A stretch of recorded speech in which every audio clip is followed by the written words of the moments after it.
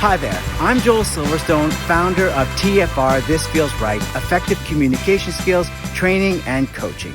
Now, I started this podcast for the same reason I started my business, that in over 20 years of working with leaders and their teams around the world, I see the same gap, that they're pushing their ideas. When really, if they want to shift a behavior, shift an idea to an action, then they need to connect to the emotions first, then speak to the logic. And when that happens, that feels right for both sides. Enjoy the interviews, enjoy the sessions, enjoy the podcast, and feel free to subscribe and leave your thoughts and comments. And hopefully, this will feel right for you as well. From New York City, we've got Scotty Watson with us today. Scotty is the master improv teacher, director, coach, and he's going to help us feel right about uncertainty in these times by using the principles and skills of improvisation.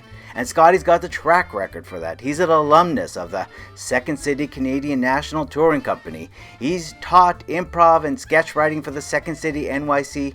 Currently, he's the master teacher and head of NYC Faculty at ANDTheatre Company, Artistic New Directions in Manhattan. Scotty also was the chief marketing officer for a 125-year-old bank. So we're going to see how those came together. It's a great show. It's going to feel right with Scotty Watson on improv and moving forward.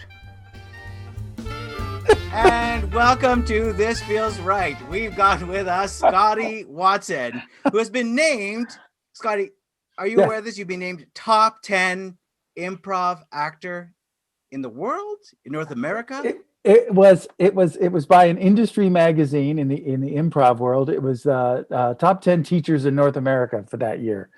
I think that was a few years ago. I don't think that magazine's around anymore. Okay, well, there we go. So it's in perpetuity. But I feel pretty good about it. It felt nice. That felt nice. Yeah. Top 10 improv teachers in America. Yeah.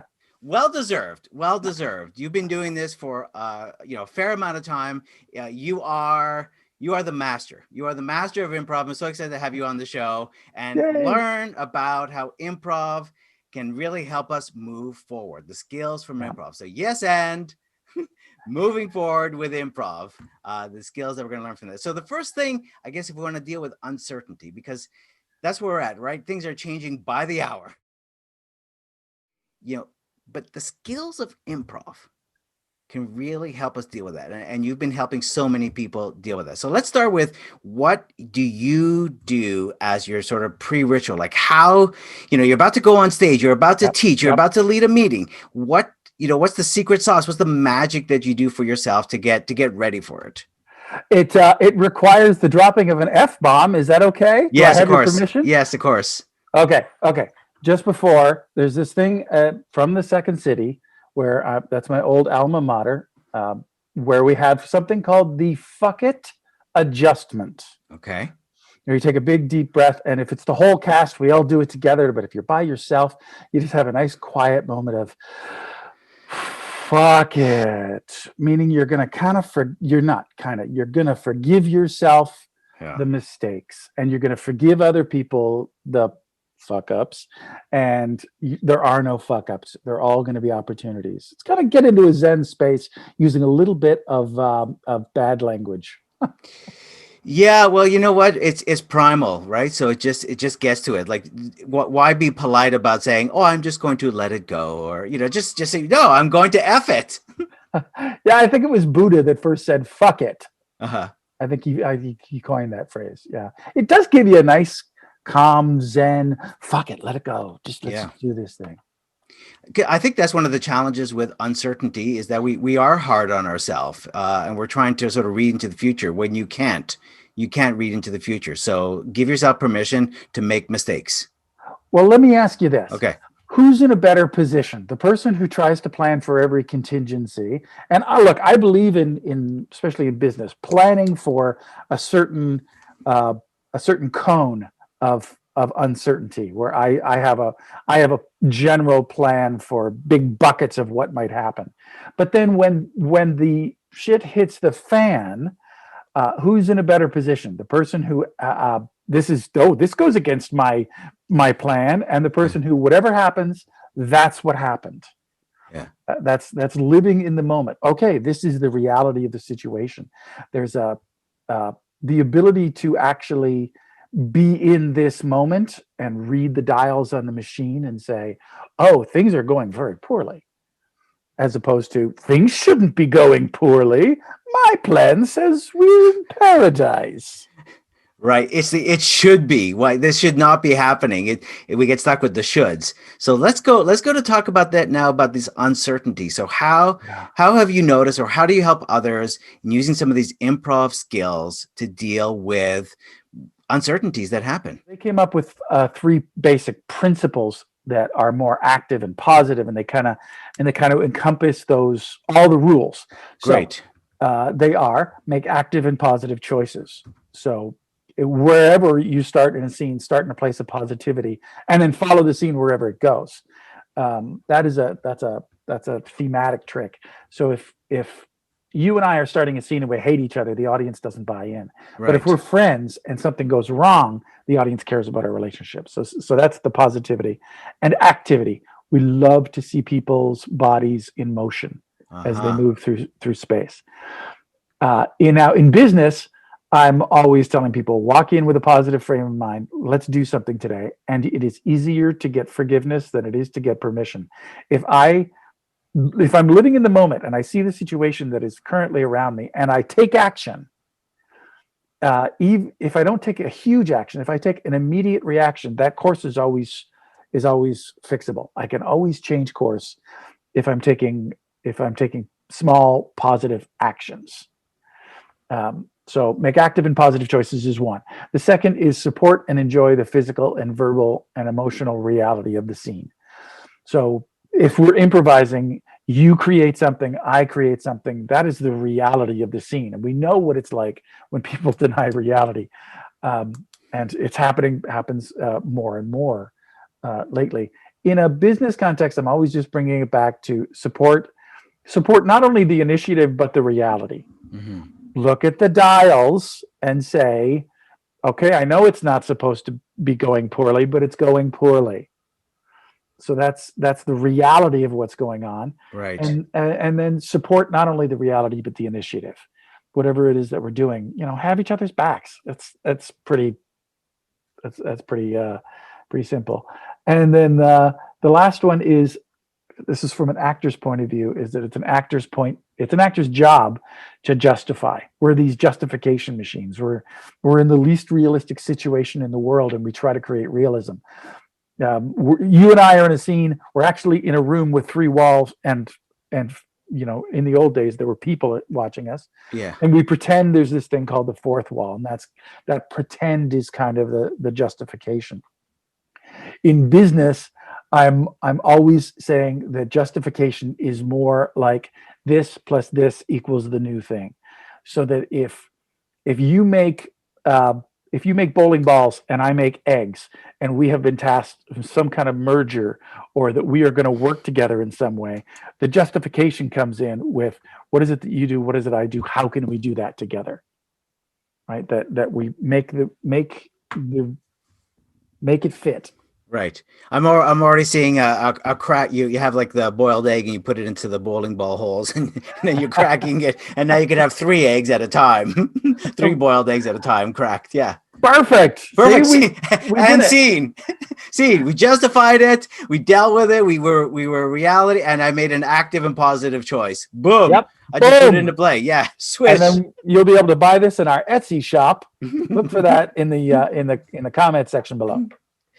Speaking of the 4th wall, how are you're doing all these improv workshops now virtually. Yeah. And then when I heard you were doing this, I'm going, well, how is he doing that? So how are you doing it? So when I first started doing these workshops online was in mid-March of 2020. And I was really worried that it was going to be talking heads, and it's not talking heads. In the old days, I'm not going to presume to think that maybe, I don't know how old you are, Joel. I really don't. But when I first started acting, there was no video playback. It was just the camera, and the actors couldn't see the shot. And so the question that we always asked is, what's the shot? What's the shot? Is it a close-up? Is it a medium? Is it a long shot? So that we would know how much movement we have, right? And if you look at the at the setup of your little rectangle, if you move in really close and you give yourself some antlers like a moose, so that you use your hands to fill the sides of the rectangle, you'll notice that every inch you pull back, you gain 2 more inches on either side. And so you really get to play with that whole space. Right. The other thing is you're your own cameraman. So if you want to stand up, you stand up. And you just have a personal relationship with your camera. So simple. Yeah. I love that. So play with your space, and you are actually in control. You're the cameraman. You're the cameraman. You're controlling the angles. You're playing with it. If you want to move here, move there, you don't have to wait for someone else to follow you. You're the director, the camera person, and the actor. I'm so glad you said camera person, because after I said cameraman, I went, oh, geez, Scotty. Oh, come on. You know better. I do. I know better, but the old habits die hard. Scotty, we're gonna do an improv exercise in a couple minutes, and then afterwards we're gonna talk about how a 125-year-old bank said, let's hire an improv guy to be our chief marketing officer. So we're gonna find out how that happened, and how actually that played. But now let's go into you have an improv exercise that we could do here. Yes. Now I've tweaked this from a classic last word, first word exercise, where you need to listen all the way to the end of somebody's sentence, and you pick up the last word of their sentence, and then you start your next sentence with with that word, which is a great exercise. This is tweaked a little bit. Good. The concept of this is that you're going to make a nice, simple, I like statement. Okay. I really like pie because, and I'm going to grab not a word, but either a phrase or a concept out of there. I'm going to acknowledge that I've heard you, right. But then I'm going to yes and the concept, not the specific words. Okay. And I might take it in a different direction. I might be, I might have, my business agenda is to sell paper. I might be steering the conversation a little bit, and you're going to do it, and you're going to do that when it just goes back and forth. Cool. Okay. I'm even more intrigued by someone who sells paper in this day and age. Well, like everybody on the planet, I've been binge watching The Office. Okay. So. All right. So, do I need any kind of suggestion to start this off? Like you said, I really like pies. Example. Anything? No, you're diving in with something. Make it something that you really like, though. Rather than made up. Like a real. Let's share. Okay. Joel's going to share now. Okay. Great. I really, I really love butter. I mean, I don't need to put butter on anything. I could just have butter as is. I could not agree with you more. Butter is amazing, especially when you're cooking. And it's so important right now to have the skills to cook your own food at home. Oh, yeah. Cooking your own food is such a pleasure that you've accomplished something, especially if you're on a tight budget. Oh, my goodness. Yes, it does. It really helps your budget. And it's important, and a lot of people don't do it, to actually have a budget. If you can budget, you can plan for your future. That's planning for the future is probably the scariest term that I hear, or that everyone hears. It's so daunting, because when we think of the future, we think of the Jetsons. Yes. I wish I had the flying car from the Jetsons. They had all that cool stuff, and the only thing that we have from the Jetsons is Zoom. Yeah, and now we've become Zoomaholics. I know that I'm completely addicted to Zoom at this point. I actually think in terms of Zoom. There's something coming up next year, an improv conference, and I'm thinking, how are you going to get all those people into one Zoom room when in fact they're planning it live?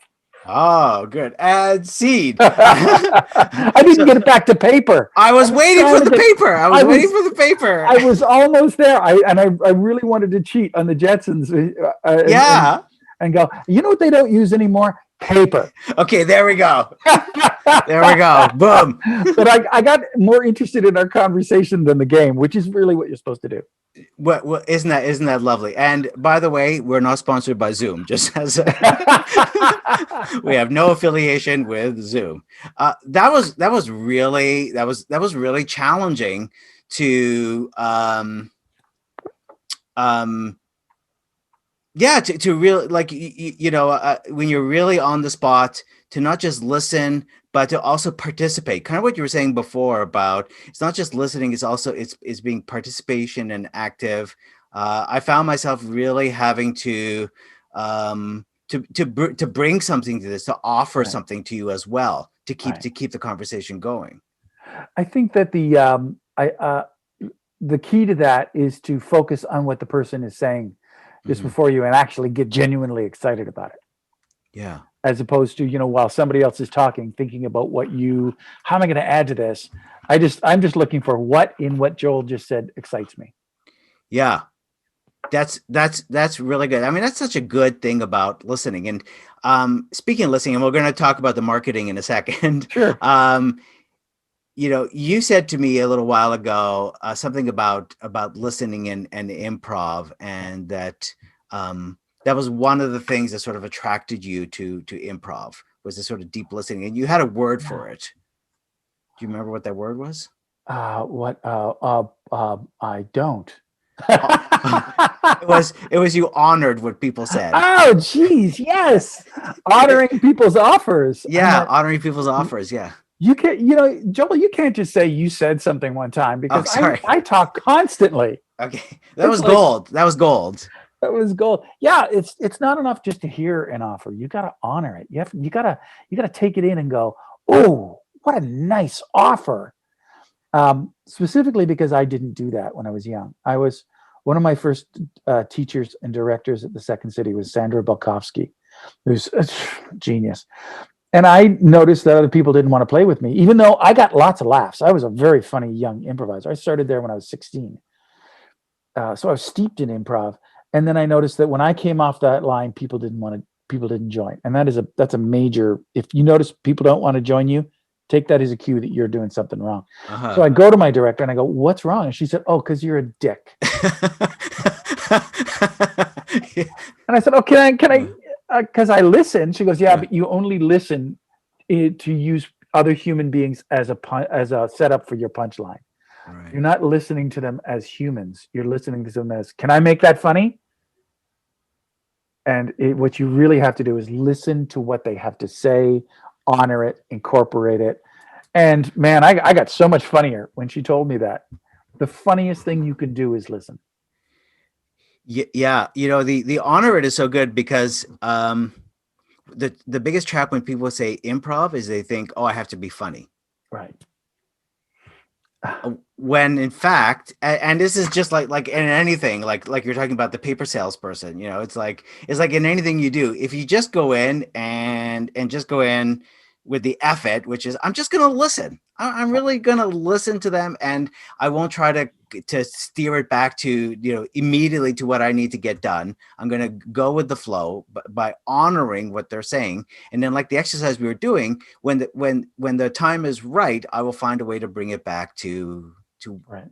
our discussion. And then, speaking of different perspectives, let's talk about how a 125-year-old bank says, we need somebody here to do some marketing for our 125-year-old bank. So here's my marketing story. Mm-hmm. And I bet a lot of the people that are in marketing have a similar tale. So I was teaching improv. I came to New York City to be with Second City NYC and teach for them. And when the Second City Chicago said, no more Second City NYC, they left. And I stayed with the theater company that's here in New York. It's called Artistic New Directions, or ANDTheatre Company for short. And they use improv to develop new material. They're a production company, so they get to show up to the staged reading, get it up to a stage reading and then usually pass it off to somebody else. Great, lovely company. There I was in New York. Second City has left New York, so I hung my shingle. I started teaching classes, and I was teaching for ANDTheatre Company. And I do not like to teach empty classes; they're very depressing. So I went, okay, what do? I downloaded. I kid you not, on my phone, I downloaded Marketing for Dummies, and I did it. I just did the things that it said. And then, of course, on my own, I started doing some other reading and figuring out what doesn't work from that, what does work from that. And so I had full classes. So then when that theater company, and then I started working for some other theater companies, and then that theater company needed new members on their board. So I did some marketing campaign to get new board members. There's a couple of different tools you can use, and I'm meeting with people. And I met this fellow who is a banker. What's funny about the financial world is you can't say the names of any of the banks that you worked at. So I can't say where he was working, but he was working at a major New York bank. Yeah. And he was a VP there. And he comes down to the board, and I say, listen, you should do at least an improv class. He comes in, does an improv class. The guy's amazing right off the bat. It's crazy. He's been improvising his entire life as a banker. So people started asking me, how are you filling these classes? And I'm saying, well, I downloaded this book, Marketing for Dummies. Download it and do it. And then a lot of the theater companies go, can you just do it for us? So I started this side gig of doing marketing for theater companies, this not-for-profit marketing. So meanwhile, I get closer and closer friends to this guy with this bank. He moves to another bank that also happens to be a nonprofit, and they needed marketing. And so all he wanted was a marketing plan. He just wanted a strategy. So I wrote him up a strategy, and I give it to him, and it's all cool. And his board says, the board wants you, and it's outside of his purview. This is some serious people. The board wants you to implement the strategy. And so I worked as a contractor for a while, and then the board hired me. So the next thing I know, I'm in the C-suite. And then the more I tell this story of, how did you get into marketing? I got into marketing out of necessity. Mm-hmm. Because I had a product that I needed to sell it myself, and that these are transferable skills. And as I've been going to marketing conferences and talking to other people in marketing, that's the biggie is noticing that the need to know skills. And that means that I needed to know this. So I figured it out. I learned it, and then I applied it. And now I find out that it applies to all sorts of other things. So that is how I ended up doing marketing and finance, which was actually easier than not-for-profit marketing. Right. What do you think was important in what you knew from the world of improv and your experiences that you brought a different perspective to the marketing for a bank, let's say? I'm going to go pretty deep into marketing nerd conversation just for a second. So if you're not in marketing, you might want to put your. So I went to a conference one time, and somebody was doing a speech, and they said, everybody here who's in marketing, you have your personas, your customer profiles written up as actual humans, right? Mm-hmm. With names and pictures, and you want to personify your customers and your segmentations. So he said, okay, so those are your personas. He said, we all know that we need to update our personas every 6 months. But who here has updated their personas? He started with, who knows that you have to update your personas every 6 months? Every hand goes up. Who's done it in the last year? Yeah. All of hands go down. And what I found, the crossover in marketing and improv is those personas. You have data. Those are data-driven personas. But then you need to be able to actually play that character, even if it's in your own mind, sitting at your own desk, playing that person. What do they perceive when you walk into your branch? What are they seeing? It's not enough to look at the data, look at the pictures. Isn't that pleasant? It is an acting exercise, and personas. We often present it as a data-driven exercise. It's a data plus creative. That's why we're here. That's why you have a marketing department, and rather than just the number crunchers from the accounting department. Like, we should be able to bridge to bridge the numbers and the creativity so that we can present something as a real walk around in your own self. Yes, well, it's exactly going back to what you said earlier, which is when you're just looking at someone as a data and there's some sort of a character, but you're not honoring what they're actually saying because you're not really taking on the voice. So when you actually take the voice, you now start to honor how they think, what they see, what they hear, and that changes now. It gets you out of your own perspective and gets you really to see it from someone else's perspective, these personas that you've created. So Scotty, thank you so much for your time today. This was really good. Really, and how to deal with uncertainty. F it. Exactly. Make positive choices when you can. Be present. Be in the reality, and really honor what people are offering to you. Honor it, and realize that it's from their perspective and what do they see and what do they hear. Some great lessons on how to deal with uncertainty and make us better communicators. Scotty, before we go, where can we find out more about Scotty Watson if we want to get in touch with you, or maybe we want to sign up for these improv workshops? It's ScottyWatsonImprov.com. Scotty Watson Improv, SCOTTY, Scotty with a Y, Watson Improv. Boom, easy. Perfect. Scotty, thank you so much. Thanks for having me. This was a blast. We'll see you next week on This Feels Right.